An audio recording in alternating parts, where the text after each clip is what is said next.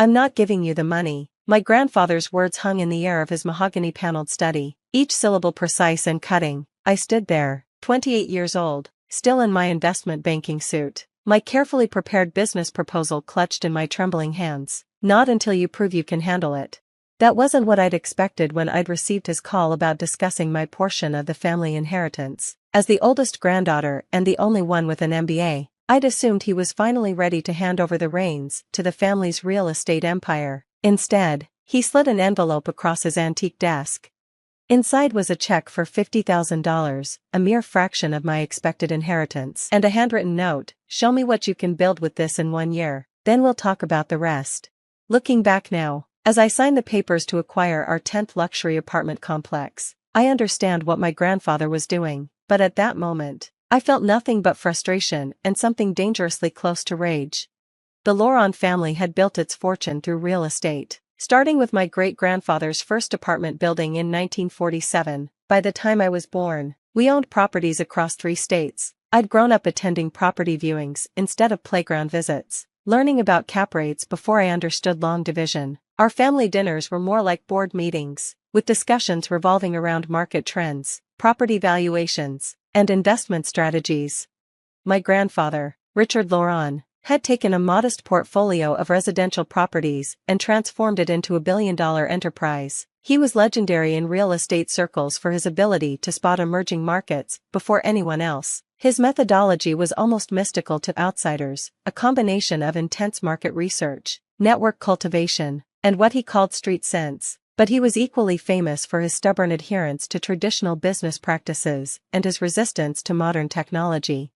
I remember the day I first recognized the gap between his methods and modern possibilities. I was 24, fresh out of business school, shadowing him during a property assessment, while he walked the neighborhood, talking to local shop owners and residents. I was running demographic analyses on my tablet, studying traffic patterns, and reviewing social media sentiment about the area. When I tried to show him my findings, he waved them away. "Emily," he said, gesturing to the street around us, "real estate isn't about spreadsheets and social media, it's about understanding the heartbeat of a neighborhood. Your father understood that."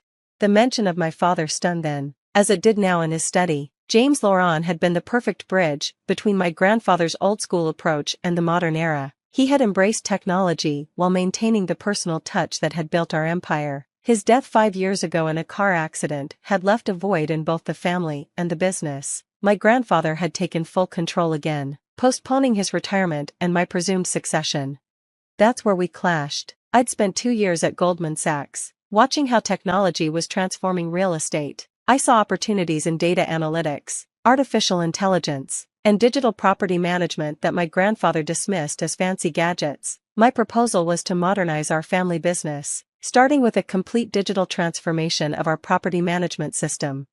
The presentation I'd prepared was comprehensive: market analysis, cost projections, ROI calculations, and case studies of successful digital transformations in real estate. I'd even included testimonials from industry leaders who'd implemented similar systems, but my grandfather hadn't even opened it. "Emily," he'd said, leaning back in his leather chair, "real estate isn't about computers, it's about understanding people, walking the streets, feeling the pulse of a neighborhood. Your father understood that." Standing in his study that day, I made a decision. "Fine," I said, picking up the check. 1 year. I walked out without looking back, my heels clicking against the marble floors of the mansion I'd grown up in. My mother was waiting in the foyer, anxiety written across her face. She'd always been the mediator between my grandfather's traditionalism and my modern approaches. "He's testing you," she said softly, squeezing my arm. "He did the same thing to your father." That night, instead of returning to my luxury apartment, a gift from grandfather for my MBA graduation, I went to my best friend Rachel's modest 2-bedroom in an up-and-coming neighborhood. Over cheap wine and takeout, I began to formulate a plan. Rachel, a software developer for a major tech company, had been my sounding board throughout my career. She'd helped me understand the technical aspects of my digital transformation proposal, and now, she was helping me see the opportunity in my grandfather's challenge. "Think about it," she said, refilling our glasses. "He's giving you the chance to prove your concept without risking the entire family business. This could be exactly what you need." The next morning, I resigned from my banking job and rented a small office in the same neighborhood. Rachel thought I was crazy to give up a six-figure salary, but I saw an opportunity. The area was gentrifying rapidly, but unlike other transforming neighborhoods, it had a strong community of local business owners fighting to preserve its character. I spent the first month just walking the streets, talking to residents and business owners. I learned about their fears of being priced out, their dreams for the community, and their frustration with absentee landlords. Every conversation confirmed what I'd suspected. There was a way to do real estate development that served both investors and communities. Maria, who'd owned a local bakery for 20 years, told me how she'd watched 3 different property management companies come and go, each more disconnected from the community than the last. They don't understand that a neighborhood is like a garden, she said, kneading dough as we talked. You can't just buy it and expect it to thrive. You have to nurture it.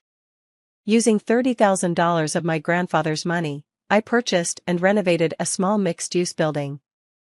The previous owner had left it in disrepair, using it primarily for storage. The renovation process was my first real test as a property developer, and it taught me lessons no business school could. I worked with local contractors, many of whom shared stories about my father's fairness and integrity. Miguel, who'd been our family's go-to electrician for decades, told me how my father had helped him start his own business, even co-signing his first business loan. It seemed my father had had a whole life in these neighborhoods that I'd known nothing about. The renovation was where I implemented my tech strategy. Working nights and weekends with Rachel, I developed a proprietary app that allowed tenants to pay rent, request maintenance, and communicate with each other. But it went beyond basic property management. The app included features for local business promotion, community event planning, and neighborhood resource sharing.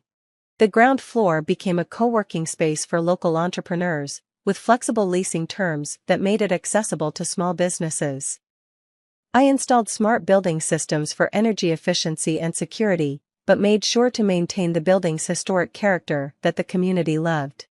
Within 6 months, the building was fully occupied, with a waiting list. The co-working space had become a community hub, hosting everything from business workshops to neighborhood council meetings. The property's value had increased by 40%, but more importantly, it had become a model for sustainable urban development. My grandfather didn't contact me once during this time. I'd hear updates from my mother. He was watching, she assured me, keeping tabs on my progress through his vast network. I focused on proving him wrong about technology while proving him right about understanding people.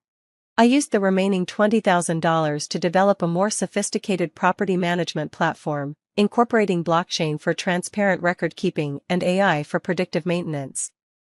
When several local property owners asked to use the platform for their buildings, I realized I'd created something bigger than just a management tool.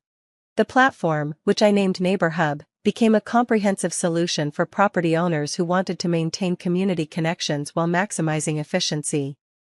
It included features for local business promotion, community event planning, and neighborhood resource sharing. The AI component helped predict maintenance needs and optimize energy usage, while the blockchain element ensured transparent record keeping and secure transactions. Rachel helped me refine the technical aspects, working weekends and evenings in exchange for equity in what we both realized could be a significant venture. We brought in her colleague, Marcus, a UX designer who'd grown up in the neighborhood, to ensure the platform was accessible to users of all tech levels. 11 months after that day in his study, I returned to my grandfather's house.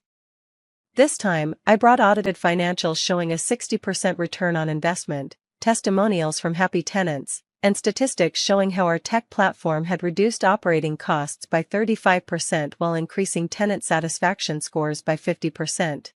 The presentation included case studies from 3 other property owners who'd adopted Neighbor Hub, showing similar improvements in their operations. I'd also included a community impact report, documenting how our approach had helped preserve local businesses and strengthen neighborhood ties. He listened silently as I presented, his expression unreadable. When I finished, he walked to his wall safe and removed a thick folder. "Your father," he said, placing it on the desk, "left these for you." Inside were detailed notes about every property he'd managed, every relationship he'd built, every lesson he'd learned. In the margins were his dreams for the future of the business, including sketches for a digital property management system remarkably similar to what I'd built. He knew, my grandfather said, his voice thick with emotion, that the business would need to evolve. He also knew you would be the one to do it. He paused, adjusting his glasses. I needed to be sure you could honor his legacy while building your own.